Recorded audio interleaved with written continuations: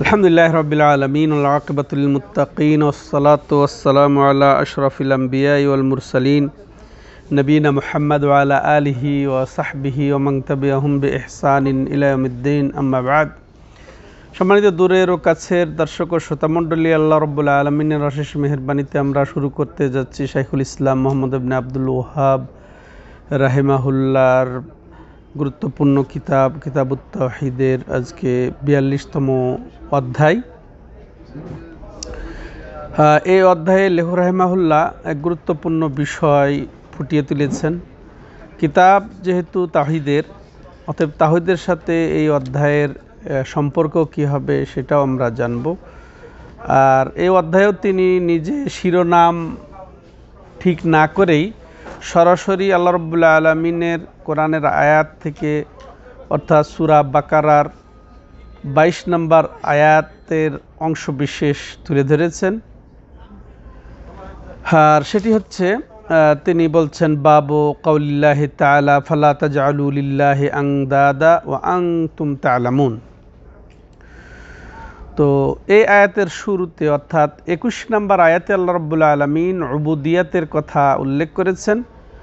বরং এই ২১ নম্বর আয়াতেই আল্লাহ রাব্বুল আলামিন সর্বপ্রথম আদেশ করেছেন তার বান্দার উপরে, জিয়া আইয়ুহান নাস উবুদু রাব্বাকুমুল্লাযী খালাকাকুম ওয়াল্লাযীনা মিন ক্বাবলিকুম লাআল্লাকুম তাত্তাকুন আল্লাযী জাআলা লাকুমুল আরদা ফিরাশা ওয়াস সামাআ বিনাআ ওয়া আনজালা মিনাস সামাই মাআ। এইভাবে তিনি বলছেন, অতএব ফালা তাজআলু লিল্লাহি আনদাদা। তো এই আয়াতে আল্লাহ কি বললেন, যে হে মানবমণ্ডলী, তোমরা তোমাদের সেই রবের ইবাদত করো, মানে তাওহীদ সাব্যস্ত করো, যিনি তোমাদেরকে, তোমাদের পূর্ববর্তীদেরকে সৃষ্টি করেছেন। এরপরে তিনি পরবর্তী আয়াতে বলছেন যে যিনি তোমাদের জমিনকে বিছানা স্বরূপ করে দিয়েছেন, তারপরে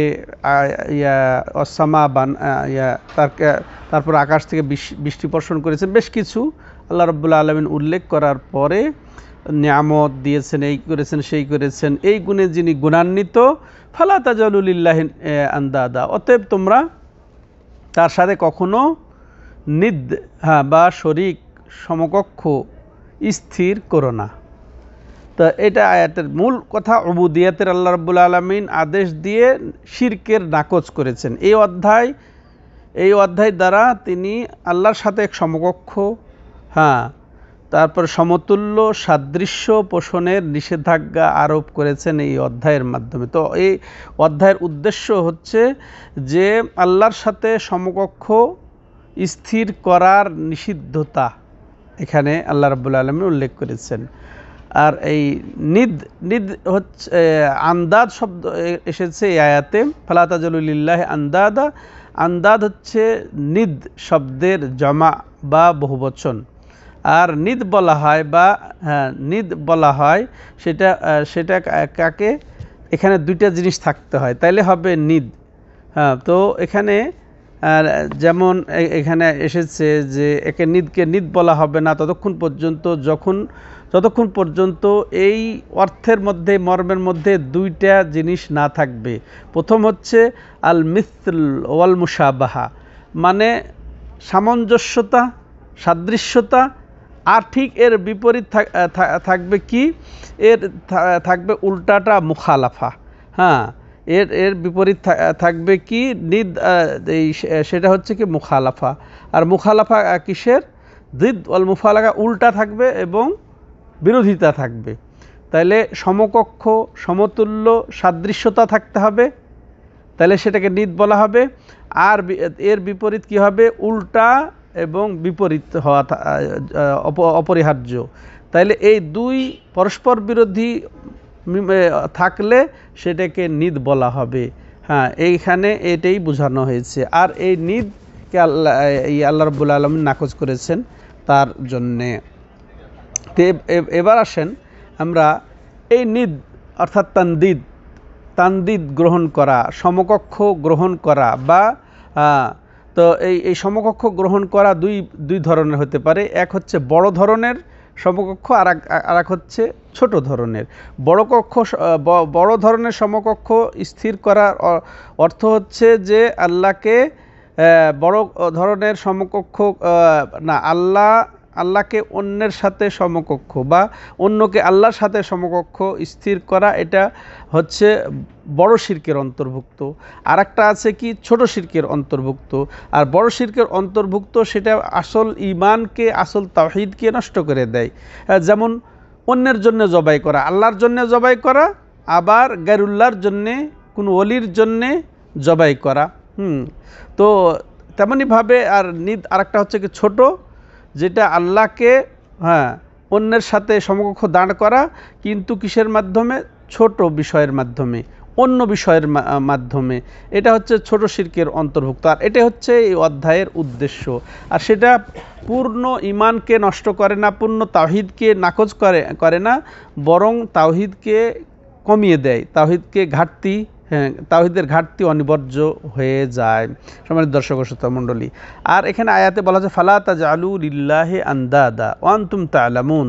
তাহলে ফালা তাজআলু লিল্লাহি আনদাদা, কারণ আল্লাহ হচ্ছেন যিনি একক সৃষ্টিতে, একক হচ্ছে কর্তৃত্বে, একক হচ্ছে মালিকানায়। অতএব কাকে তোমরা তার সাথে সমকক্ষ দাঁড় করাবে?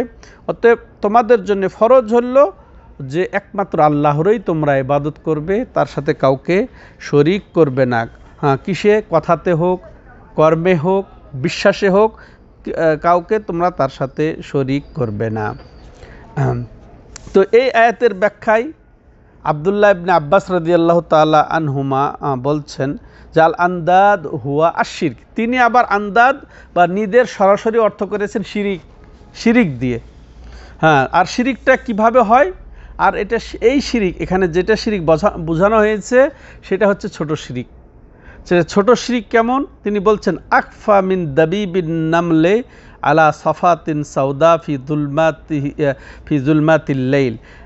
এটা হচ্ছে এমন যে দাবিবুন নামল, এর চলনটা মানে পিপিলিকার চলাটা, আলা সাফাতিন সাউদা, একেবারে কঠিন কালো পাথরের উপর দিয়ে গভীর রাত্রিতে, কঠিন কালো পাথরে গভীর রাত্রিতে ছোট পিপিলিকার চলার সব যেমন অবস্থা, এই হচ্ছে ছোট শিরকের অবস্থা।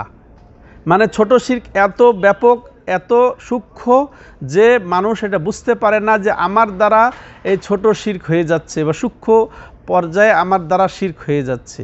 এটা আব্দুল্লাহ ইবনে আব্বাস রাদিয়াল্লাহু তাআলা আনহু উদাহরণ দিয়ে বলছেন, এই ছোট শিরকের অবস্থা মানুষের মধ্যে এমন যে রাতের গভীর অন্ধকারে যে কালো একের কঠিন পাথরের ওপর দিয়ে ছোট পিপিলিকার চলার যেমন অবস্থা, ঠিক এই ছোট শিরকের অবস্থা। আল্লাহুল মুস্তাআন। ওয়াহুয়া আই আনতাকুল। আর সেগুলোর কেমন? তিনি 3টা উদাহরণ দিয়েছেন। ছোট শিরকের যে ভয়াবহতা বা কঠিন অবস্থা, এটা বোঝা যায় না, এটা অতি সূক্ষ্ম। তো এটার 3টা তিনি উদাহরণ দিয়েছেন। এই ধরনের আমাদেরকে আবার বুঝে নিতে হবে, এই ধরনের কথা, কর্ম এইসব সূক্ষ্ম শিরকের অন্তর্ভুক্ত, ছোট শিরকের অন্তর্ভুক্ত। যেমন প্রথম উদাহরণ দিয়ে তিনি বলছেন যে তুমি এরকম বলবে, ওহু আনতাকুল ওয়াল্লাহি ওয়া হায়াতিকা ইয়া ফুলান ওয়া হায়াতি। তো যেমন তুমি বলবে যে আমার জীবনের কসম, আল্লাহে মানে আল্লাহর কসম, আমার আল্লাহর কসম দিয়ে আমার জীবনের দোহাই দিয়ে বলছি, যে জীবনের দোহাই দিয়ে, জীবনের কসম করে, হে হায়াতিকা ইয়া ফুলান, যে হে উমুক, যে তোমার জীবনের কসম। যে আবার আল্লাহরও কসম দিচ্ছে, তো এইভাবে বলা। ওয়া হায়াতি, আমার জীবনের কসম, এরকম বলা। ওয়াতাকুল, বা বলবে লাউলা কুলাইবাতু হাদা লা আতানাল লুসুস, যে যদি এই কুকুরটা না থাকতো, এই ছোট কুকুরটা না থাকতো, তাহলে অবশ্যই আমাদের চুরি করে নিত, আমাদের বাড়িতে চুরি হয়ে যেত, যে কুকুর ঘেউ ঘেউ না করলে আমাদের চুরি হয়ে যেত, এরকম বলা। ওয়ালাউলাল বাত ফিদ্দার লা আতান লুসুস, যদি এই হাঁস না থাকতো তাইলে বাড়িতে চোর ঢুকে যেত, বাড়ি চুরি হয়ে যেত, চোর আসতো। এটা তাহলে প্রথমটার উদাহরণ হচ্ছে কি, প্রথম এটা কসমের মাধ্যমে, কসমের মাধ্যমে আল্লাহকে বাদ দিয়ে অন্যের জীবনের কসম, হ্যাঁ, এইভাবে বলা। আর এটা আর দ্বিতীয়টা যেটা বলা হলো যে যদি কুকুর না থাকতো চুরি হয়ে যেত, যদি হাঁস না থাকতো তাহলে চুরি হয়ে যেত। তো এটা আল্লাহর ইয়াটা অন্যর দিকে সম্বন্ধ করে দেওয়া, যেটা ইতিপূর্বে আমরা শুনেছি, অন্যদিকে নিসবত করা, অন্যদিকে সম্বন্ধ করা। আল্লাহ রাব্বুল আলামিন তাকে হেফাজত করেছে, তাকে কুকুরে হেফাজত করেছে নাকি হাঁসে হেফাজত করেছে? আল্লাহ কি পারতেন না কুকুরের জবাব বন্ধ করে দিতে? আল্লাহ কি পারতেন না হাঁস, আসলে হাঁসের যারা হাঁসের আবাদ করেছেন তারা বুঝেন যে অন্য মানুষ আসলে হাঁস চিল্লাচিল্লি শুরু করে দেয়, হ্যাঁ হ্যাঁ, তার আওয়াজ করা শুরু করে দেয়। তো আল্লাহ রাব্বুল আলামিন কি এটা বন্ধ করতে পারতেন না? তো অতএব আল্লাহর দিকে এই কারণটা, আল্লাহর দিকে সম্পূর্ণটা ছেড়ে না দিয়ে, হ্যাঁ, অন্যের দিকে আল্লাহ যে রব্বুল আলামিন উপকরণ করেছেন বা কারণ নির্ধারণ করেছেন, ওই কারণের দিকে সম্বন্ধ করে দেওয়াটা, হ্যাঁ, এটাও একটা ছোট শিরকের অন্তর্ভুক্ত। তেমন তৃতীয় উদাহরণ আব্দুল্লাহ ইবনে আব্বাস রাদিয়াল্লাহু তাআলা আনহু বলছেন, ওয়া কাউলুর রাজুলি লিসাহিবিহি, কোনো ব্যক্তি তার সঙ্গীকে এরকম বলা, মাশাআল্লাহ ওয়া শিত, হ্যাঁ, যে আল্লাহ যা চেয়েছেন এবং তুমি যা চেয়েছো, আল্লাহ এবং তুমি যা চেয়েছো তাই হয়েছে আমার, হ্যাঁ, এরকম বলা। এটাকে সমকক্ষ, তাহলে আন্দাদের এখানে ব্যাখ্যা হয়ে গেল, মানে সমকক্ষ দাঁড় করালো স্রষ্টা এবং সৃষ্টির সাথে, স্রষ্টা এবং সৃষ্টির সময়। এটা তৃতীয় উদাহরণ, হ্যাঁ, এই নিয়ে এসেছেন আব্দুল্লাহ ইবনে আব্বাস রাদিয়াল্লাহু তাআলা আনহু। ওয়াকাউলুর রাজুলি, এবং আর ব্যক্তির ইয়া লাউলাল্লাহু ওয়া ফুলান, যে এটাও সমকক্ষরই মিসাল বা উদাহরণ, যে আল্লাহ যদি না হতেন এবং উমুক যদি না হতো, এরকম বলে না মানুষ, যে আল্লাহ এবং তুমি না হলে তো সারে সর্বনাশ হয়ে যেত, এরকম বলা। এরপরে আব্দুল্লাহ ইবনে আব্বাস রাদিয়াল্লাহু তাআলা আনহু আমাদেরকে শিখাচ্ছেন কি, ওয়ালা তাজআল ফিহা ফুলানা, এখানে উমুক টুমুক নিয়ে আসো না, বরং আল্লাহ না হলে, আল্লাহ যদি সাহায্য না করতেন, আল্লাহ যদি দয়া না করতেন তাহলে চুরি হয়ে যেত, আল্লাহ না হলে আমার এই কাজটা না হতো না, এরকম বলো। এটা পরবর্তীতে যে একক আল্লাহ, তাহলে এই ক্ষেত্রে মাশিয়াতের বিষয়টা, চাওয়ার বিষয়টা, এটা দুই ধরনের, বা এই ধরনের বিষয়টা দুই ধরনের। একটা হচ্ছে জায়েজ, সেটা কি, কেউ যদি বলে যে আল্লাহ, হ্যাঁ, তারপরে তুমি এই সহযোগিতা না করলে আমার এই জিনিসটা হতো না, তারপর দিয়ে যদি বলা হয় এটা জায়েজ হবে, হ্যাঁ। আর যদি কেউ ওয়াও দিয়া এবং দিয়া ও দিয়া যদি বলে, আল্লাহ এবং আল্লাহ ও যদি দিয়ে কেউ বলে, তো এটা নাজায়েজ। এটা নাজায়েজই শুধু নয়, ছোট শিরকে অন্তর্ভুক্ত, গুনাহ, কাবিরা গুনাহ, ঠিক আছে। তাহলে এই ক্ষেত্রে পরিপূর্ণ বিষয় হচ্ছে যে আমাদের এইরকম বলা যে আল্লাহ যদি না হতেন, আল্লাহর দয়া যদি না থাকতো, একমাত্র আল্লাহর অনুগ্রহ যদি আমার প্রতি না থাকতো, তাহলে আমি এরকম হইতাম বা এরকম হতো, এরকম বলা।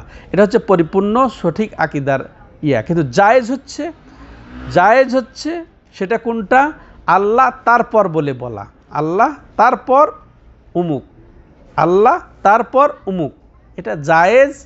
কিন্তু উত্তম কোনটা, একমাত্র আল্লাহর দিকে ছেড়ে দেওয়া, আল্লাহর দিকে সুপর্দ করা বিষয়টা।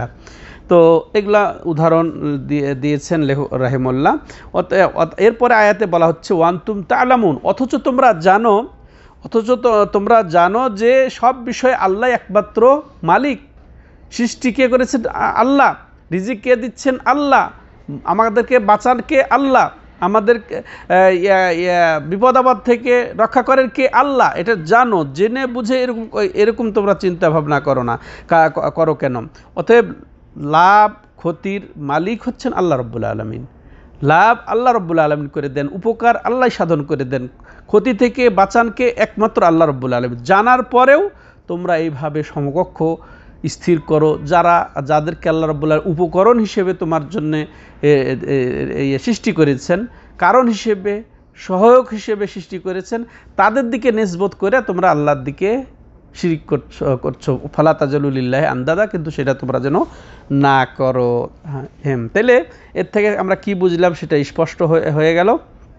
আর যাদেরকে আমরা সমগ্র পীরকেই হোক না কেন, ওলিকেই হোক না কেন, কোনো উপকরণকেই হোক না কেন, কোনো মাধ্যমকেই হোক না কেন, এগুলো সব অপারগ। এটা সব অপারগ। এই অপারগের উপরে এই আস্থা, অপারগকে সমকক্ষ দাঁড় করা, আল্লাহর স্থানে বসিয়ে দেওয়া, এখানে এটাকে নাকচ করা হয়েছে। তো এখানে আমাদেরকে অবশ্যই শব্দ চয়নে সতর্ক হতে হবে, আরও কঠিনভাবে আমাদেরকে এদিকে লক্ষ্য করতে হবে যে এমন শব্দ বলবো না যেটা আল্লাহর সাথে বেয়াদবি হয়ে যায়।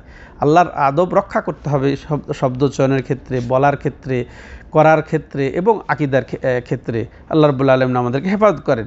তাইলে এই যে আয়াত এবং আব্দুল্লাহ ইবনে আব্বাস রাদিয়াল্লাহু তাআলা আনহুর এই আয়াতের তাফসিরে যে সব উপস্থাপন, তিন ধরনের উদাহরণ দিয়ে তার থেকে আমরা যে শিক্ষা পেলাম, সেখানে যে ইবাদতের মধ্যে শিরকের ক্ষেত্রে সতর্ক করা হয়েছে এখানে। দ্বিতীয়ত হচ্ছে কি, যে এই তাওহীদে রুবুবিয়া মুশরিকরা বিশ্বাস করত যে আল্লাহই স্রষ্টা। এখানে বলছেন ওয়ান্তুম তা'লামুন, তো তোমরা জানো যে আল্লাহই স্রষ্টা, আল্লাহই মালিক, অথচ তোমরা সমকক্ষ স্থির করছো। এখান থেকে কি বোঝা গেল যে মুশরিকরাও তাওহীদের রুবুবিয়াতকে স্বীকার করত, যেটা আমাদের সমাজের লোকও স্বীকার করে। কিন্তু তারা ওই যে মুশরিকরা যেমন তাওহীদে উলুহিয়াত বুঝে নাই, ইবাদতের মধ্যে আল্লাহকে একক বিশ্বাস করতে পারে নাই, সাব্যস্ত করতে পারে নাই, ঠিক এখনকার যারা মুসলিম তারাও কিন্তু এই ক্ষেত্রে তারা কি অজ্ঞ, এই ক্ষেত্রে তারা অজ্ঞ। আল্লাহুল মুস্তাআন। তারা একমাত্র আল্লাহকে স্রষ্টা হিসেবে বিশ্বাস করে, মালিক হিসেবে বিশ্বাস করে, পরিচালক হিসেবে বিশ্বাস করে। অতএব ঠিক একমাত্র আল্লাহর কাছে চাও, আবার যে পীরের কাছে চাও কেন, অলির কাছে চাও কেন, বাজারে দরগায় গিয়ে চাও কি জন্যে? বুঝে আসছে? তাহলে এটা বোঝা গেল যে মক্কার মুশরিকরাও তাওহীদের রুবুবিয়ত বুঝতো, আল্লাহকে আল্লাহর কর্মে একক বুঝতো, কিন্তু কোনটা বুঝতো না, কোনটা নিশ্চিত করতো না, যেহেতু তিনি একমাত্র স্রষ্টা, তিনি যেহেতু রুবুবিয়তের অধিকারী, অতএব তিনি আমাদের ইবাদতেরও হকদার, এটা বুঝতো না। তেমনইভাবে এখানে শিরক, ছোট শিরক যে অতি সূক্ষ্ম, সেটা এখানে বোঝানো হয়েছে যে এটা মানুষ খুব কমই বুঝতে পারে, এর ভয়াবহতা, এর ক্ষেত্রে সতর্কীকরণ এখানে রয়েছে। এবং আরও এখানে যে বিষয়টা আমাদেরকে সতর্ক করা হয়েছে যে আমরা যেন ভাষায় সতর্ক দৃষ্টি অবলম্বন করি, আমরা যেন আল্লাহর সাথে আদব রক্ষা করি শব্দগুলা চয়নের ক্ষেত্রে, যে আল্লাহ এবং আল্লাহ ও এভাবে না ব্যবহার করে আল্লাহ তারপর বা একমাত্র আল্লাহই আমার প্রতি রহম করেছে, এ ধরনের কথা বলতে হবে। লেখক রাহিমাহুল্লাহ এই বিষয়টা নিশ্চিত করার জন্য, সাব্যস্ত করার জন্য 5টি দলিল স্থাপন করেছেন। তো একটি দলিল আমরা পেলাম। এরপরে আসেন এই হাদিসটি আন ইবনে উমারা, এখানে যদিও তাওহীদে এসেছে আনে উমারা ইবনুল খাত্তাব রাদিয়াল্লাহু আনহু, তো শেখ সালেহ আল ফাওজান হাফিজাহুল্লাহ উনি বলছেন যে এটা ইবনে উমার বর্ণিত হাদিস, এটা আবদুল্লাহ ইবনে উমার, কিন্তু তিনি এখানে উল্লেখ করেছেন, এটা হয়তো মিস্টেক হয়েছে, উমার বাবার থেকে এখানে বর্ণনার কথা উল্লেখ হয়ে আছে। তো আসলে আবদুল্লাহ ইবনে উমার রাদিয়াল্লাহু তাআলা আনহুমা ইনি বর্ণনা করছেন, জান রাসূলুল্লাহ সাল্লাল্লাহু আলাইহি ওয়াসাল্লাম ক্বালা মান হালাফা বিগাইরিল্লাহি ফাকাদ কাফারা আও আশরাকা। এটাও খুব গুরুত্বপূর্ণ হাদিস এর দলিলের ক্ষেত্রে, যে অনেকে আল্লাহকে কিভাবে সমকক্ষ স্থির করে, যে শপথ করে আল্লাহকে বাদ দিয়ে অন্যের নামে শপথ করে আল্লাহর সাথে সমকক্ষ স্থির করে। তো যে ব্যক্তি আল্লাহকে বাদ দিয়ে অন্যের নামে শপথ করলো, ফাকাদ কাফারা আও আশরাকা, সে অবশ্যই কুফরি করলো বা শিরক করলো। বা এখানে যদি হাদিসে এসেছে, হয়তো বা বর্ণনাকারীর সন্দেহ যে বা আছে বা ও আছে, সেটা কুফরিও হবে এবং শিরকও হবে। কেউ যদি আল্লাহকে বাদ দিয়ে অন্য কারো কোনো কিছুর নামে শপথ করে, সেটা কুফরিও হবে এবং শিরকও হবে, কুফরি হবে বা শিরকও হবে। তো উভয়টা হতে পারে বা যে কোনো একটা হবে। ইমাম তিরমিজি এই হাদিসটি বর্ণনা করেছেন, হাসান বলেছেন, এবং এটাকে ইমাম হাকিম সহি বলেছেন। তো এখানে আসলে আল্লাহর জন্যই আমাদেরকে বুঝতে হবে যাবতীয় সম্মান, পরিপূর্ণ সম্মান, একচ্ছত্র সম্মান একমাত্র আল্লাহর। হ্যাঁ, একমাত্র আল্লাহর। অতএব এই সম্মানকে আল্লাহ ছাড়া অন্যের দিকে নিসবত করা, এটা আল্লাহর সাথে বেয়াদবি। হ্যাঁ, সেটা করা ঠিক হবে না, সেটা কখনো ঠিক হবে না। বরং আমরা যদি সম্মান বা এইভাবে কসম করতেই হয়, তো সরাসরি আল্লাহর নামে শপথ করব, বা আল্লাহর নামে শপথ করব, বা আল্লাহর সিফত বা গুণের ক্ষেত্রে আমরা শপথ করতে পারি। এক্ষেত্রে আমরা আল্লাহ ছাড়া অন্য নামে শপথ করতে পারি না। তবে হ্যাঁ, যে ব্যক্তির অন্তরে আল্লাহর মতো সম্মান গেথে কোনো অলির নামে যদি কেউ কসম করে, তাহলে তো সেটা আবার বড় শিরকের পর্যায়ে চলে যাবে। এটা আরও ভয়াবহ। হ্যাঁ, অলির নামে শপথ করছে, মৃত অলির নামে। কি কারণে? যে তিনি মহান তিনি। অতএব তার অন্তরে তার সম্মানবোধ বদ্ধমূল, এমতো অবস্থায় সে অলির নামে শপথ করছে, তাহলে এটা বড় শিরকের পর্যায়ে চলে যাবে। তবে মৌখিকভাবে কেউ যদি অন্য কিছুর নামে শপথ করে, সেখানে কিছুটা ছাড় আছে, সেটা ছোট শিরকের পর্যায়ে থাকবে। আল্লাহুল মুস্তাআন। হ্যাঁ, এবার আসেন শপথ। এখানে হালাফা বলা হয়েছে, এখানে হাদিসে এসেছে মান হালাফা বেগাইরিল্লাহ, যে হলফ করলো। এখানে আমরা শপথ বলি, কসম বলি, হ্যাঁ শপথ বলি। তো এই শপথটা কি, এই হলফটা কি? হলফের অর্থ আমরা কসম বলি, হ্যাঁ, বা শপথ বলি। আর এটা কি আসলে যে বিষয়টা আমি নিশ্চিত করতে চাচ্ছি, এই বিষয়ের আরও নিশ্চিত করার জন্য, বা যে বিষয়টা আমি পরিবেশন করতে চাচ্ছি, উপস্থাপন করতে চাচ্ছি, এটাকে নিশ্চিত করার উদ্দেশ্যে কারো সম্মানকে তুলে ধরা খাসভাবে। তো এই ক্ষেত্রে আল্লাহর সম্মানের বিপরীতে কারো সম্মান আর চলবে? আল্লাহ হচ্ছে মহাসম্মানী। তো যদি অতএব সম্মান দিয়ে তুমি তোমার বিষয়টাকে নিশ্চিত করতে চাও, তাহলে আল্লাহর নামেই করো, আল্লাহর সম্মানেই তুমি শপথ করো যে আল্লাহর কসম। রাসূলুল্লাহ সাল্লাল্লাহু আলাইহি ওয়াসাল্লাম বলেছেন, মান কানা হালিফান ফালইয়াহলিফ বিল্লাহ আও লিয়াসমত আও কামা ক্বালা নবী সাল্লাল্লাহু আলাইহি ওয়াসাল্লাম। যার শপথ করতে হয় বা করতে হবে, সে যেন আল্লাহর নামেই শপথ করে, নতুবা চুপ থাকে। ঠিক আছে? তাহলে আল্লাহর বিপরীতে কার সম্মান আপনি দাঁড় করাতে চাচ্ছেন? অতএব কারো সম্মানের দিকে না তাকিয়ে আপনি আল্লাহর দিকেই আপনি এটাকে নিসবত করেন, আল্লাহর দিকেই ছেড়ে দেন। এটাই হচ্ছে আসলে শপথের মূল কথা। এবার আসেন, যেটা আমরা এই হাদিস থেকে বুঝলাম,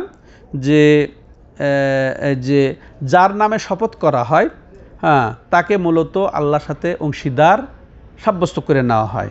আর সেটাই হাদিসের মাধ্যমে যেটা বুঝলাম, এটাই কুফুরি বা শিরক। হ্যাঁ, তার যেটা আল্লাহ ছাড়া অন্যের নামে কসম করাটাই হচ্ছে সম্মান, এটা নির্দেশক, এটা সম্মান বোঝায়। আর এই সম্মান বোঝানোটা প্রকৃতভাবে এটা একমাত্র আল্লাহর হক। হ্যাঁ, তাহলে আমরা যেটা এই হাদিস থেকে যা বুঝলাম, যে আল্লাহ ছাড়া অন্যের নামে শপথ করা এটা হারাম।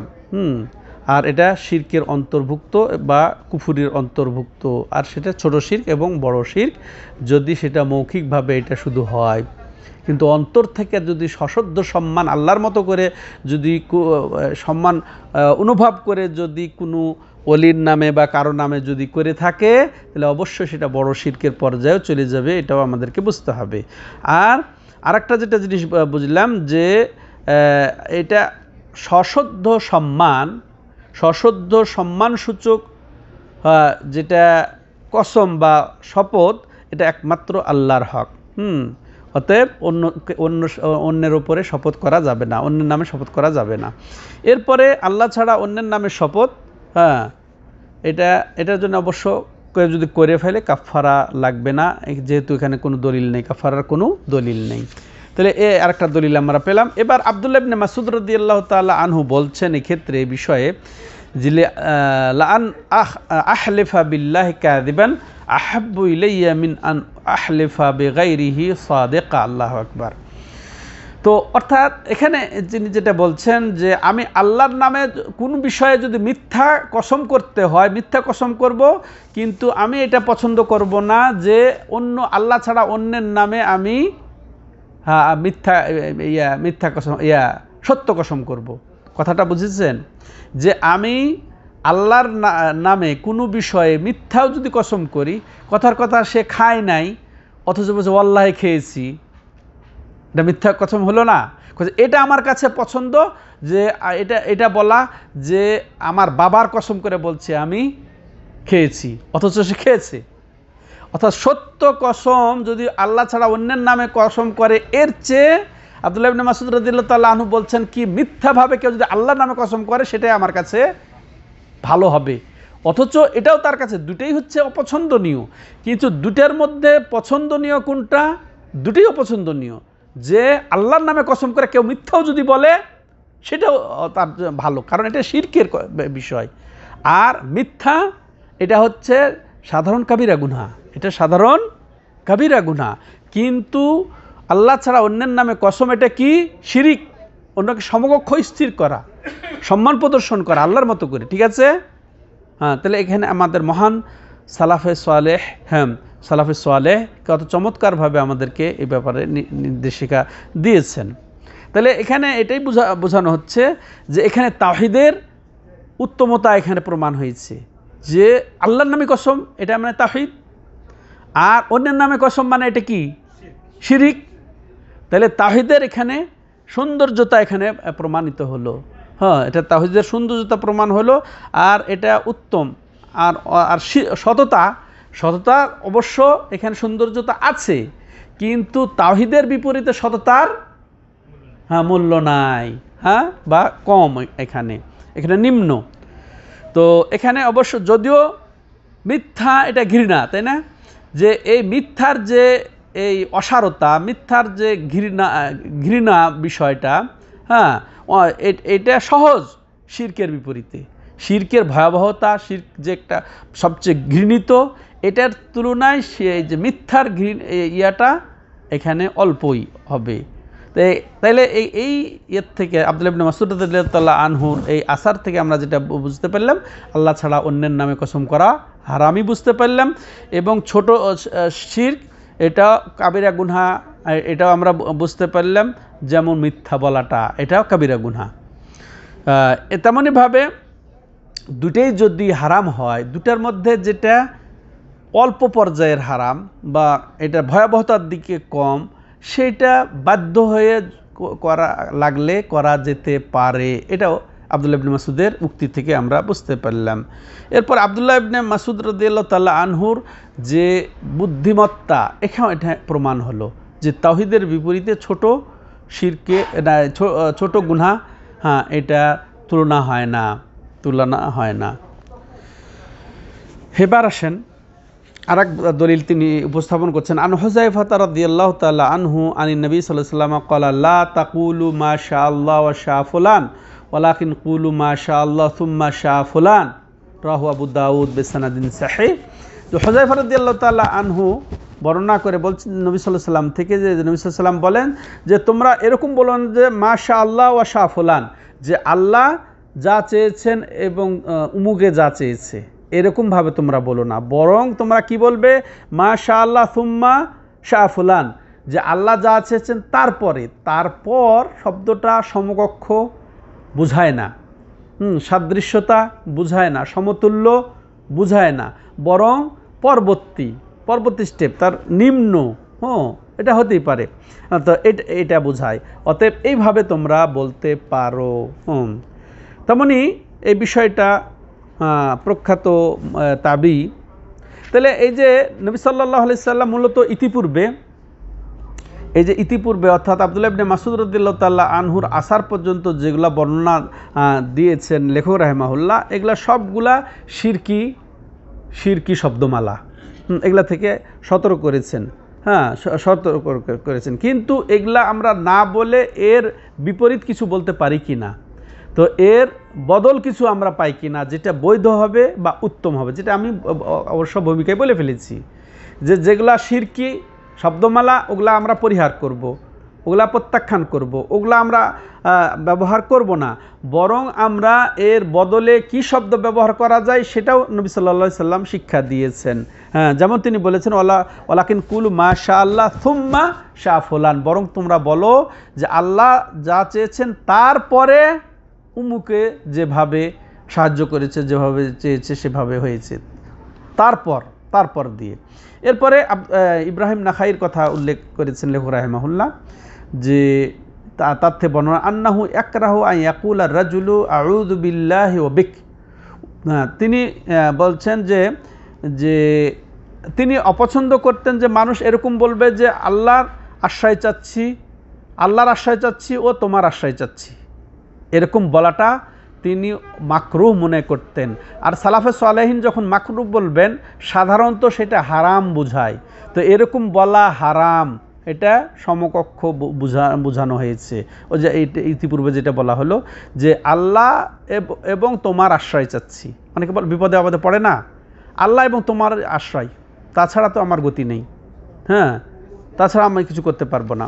ও তো ওয়াজুজু আন ইয়াকুল, বরং এটা না বলে কি বলবে, বা ইউজাউজু আন ইয়াকুল, সে এটা ইব্রাহিম নাখাই রাহিমাহুল্লাহ এটাকে জায়েজ মনে করতেন যে বিল্লাহি সুম্মা বিক, তোমার আশ্রয় চাই না, আল্লাহর আশ্রয় চাই তারপরে তোমার আশ্রয় চাই, এটা বলা যেতে পারে, এটা জায়েজ হতে পারে। কলা, এরপর তিনি আরও বলেন ওয়ায়াকুল লাউলা আল্লাহু সুম্মা ফুলান, হ্যাঁ, বা এটাও আমরা বলতে পারি যে আল্লাহ যদি না হতেন তারপরে তুমি বা তারপরে উমুক, এটা বলা যাবে তারপর বলে। ওয়ালা তাকুলু, বরং এটা তোমরা বলবে না লাউলাল্লাহ ও ফুলান, যে আল্লাহ এবং তুমি যদি না হতে, হ্যাঁ, আল্লাহ এবং তুমি যদি না হতে, এরকম বলবে না, বরং এটা বলবে যে আল্লাহ তারপরে তুমি যদি না হতে আমি তো মরেই যেতাম, বা কথার কথা, বা আমার এই কাজটা হতো না, এরকম, এটাই হচ্ছে নিরাপদ। তবে যেটা আগে বলা হয়েছে, সর্বোত্তম হচ্ছে কি যে একেবারে পরিপূর্ণ তাওহীদের দাবি হচ্ছে কি এইভাবে বলা যে মাশাআল্লাহ ওয়াহদাহ, আল্লাহ যা চেয়েছেন সেটাই হবে, সেটাই হয়েছে, ঠিক আছে। তো আল্লাহ তারপর বলার চেয়ে সবচেয়ে মজবুত ইমানের দাবি কোনটা, পরিপূর্ণ ইমানের দাবি কোনটা, একমাত্র আল্লাহ যা চাইবেন তাই হবে, একমাত্র আল্লাহ যা চেয়েছেন তাই হয়েছে, মনে থাকবে। হ্যাঁ, তবে এখানে তিনটা বিষয় তেলে, যে একটা হচ্ছে জায়েজ, একটা হচ্ছে নাজায়েজ, আর একটা হচ্ছে কি উত্তম। জায়েজ কি, যে আল্লাহ যা চেয়েছেন তারপরে তুমি, হ্যাঁ, যেভাবে চেয়েছো ওটা হয়েছে, হ্যাঁ, তারপর বলে বলা। নাজায়েজ কোনটা, আল্লাহ ও বা আল্লাহ এবং, হ্যাঁ, যা চেয়েছেন তাই হয়েছে, এটা নাজায়েজ, এটা ছোট শিরিক। আর পরিপূর্ণ কোনটা, যে একমাত্র আল্লাহ যা চেয়েছেন তাই হয়েছে, একমাত্র আল্লাহ যা চাইবেন তাই হবে। আর আরেকটা ভাগ আসতে পারে, কেউ যদি একেবারে সত্যিকার অন্তর থেকে আল্লাহ এবং উমুক এবং আল্লাহ ও একেবারে সমকক্ষই পুরাপুরি মনে করে, একেবারে সেম মনে করে, তাহলে তো একটা বড় শিরকের পর্যায়ে চলে যাবে, আল্লাহুল মুস্তাআন। হ্যাঁ, এবার আমরা শেষে দিকে এসে গেছি। এর থেকে আমরা যেটা শিক্ষা পেলাম শেষ ইব্রাহিম নাখাই রাহিমাহুল্লাহর কথা থেকে, সেটা আমরা জানবো, দিয়ে শেষ করব। যে মাশা আল্লাহ শীত বলা হারাম, এটা আমরা জানলাম, অর্থাৎ আল্লাহ ও উমুকে যা চাই এটা বলাটা হারাম, এবং এ ধরনের সব কথাই হারাম ও এবং দিয়ে, ঠিক আছে। কারণ ও এবং এটা কি চায়, সমকক্ষ চায়, সমকক্ষ দাবি করে। আর মাশা আল্লাহ সুম্মা শীত এটা বলা জায়েজ, আমরা ইব্রাহিম নাখাইয়ের কথা থেকে এটা আমরা বুঝলাম যে আল্লাহ তারপরে তুমি যা চেয়েছো তাই হয়েছে, হ্যাঁ, কারণ এটাতে ওই যে সমকক্ষ নাম বলে এটা এই যে সমকক্ষকে বরং নাকচ করে এটা পরবর্তী বোঝানো হয়েছে। তেমনইভাবে এটাও আমরা বুঝলাম যে আল্লাহ যা চান তাই হয়, বা আল্লাহর চাওয়া এখানে সাব্যস্ত হয়েছে, আল্লাহর মাশিয়াত, আল্লাহর ইচ্ছা এখানে সাব্যস্ত হয়েছে। ওমা তাশাউনা ইল্লা ইয়াশা আল্লাহ, যেমন কোরআনে এসেছে যে আল্লাহ যা চান সেটাই হয়, তোমরা যা চাও সেটা নয়। তো এটাও বোঝানো হয়েছে। তবে আল্লাহর চাওয়াটার অধীনে হচ্ছে মানুষের চাওয়া, এখানে এটাও সাব্যস্ত হয়েছে। তো আজকে এ পর্যন্তই। আল্লাহ রাব্বুল আলামিন আমাদেরকে এই ভাষা কেন্দ্রিক আমাদের যেন আদব রক্ষা করার তৌফিক দান করেন এবং সব ধরনের শিরক থেকে আল্লাহ রাব্বুল আলামিন আমাদেরকে হেফাজত করেন। হাযা হুয়া সাল্লাল্লাহু আলা নবিয়িনা মুহাম্মদ ওয়া আলা আলিহি ওয়া সাহবিহি আজমাইন। সুবহানাকাল্লাহুম্মা ওয়া বিহামদিকা আশহাদু আল্লা ইলাহা ইল্লা আনতা আস্তাগফিরুকা ওয়া আতুবু ইলাইক।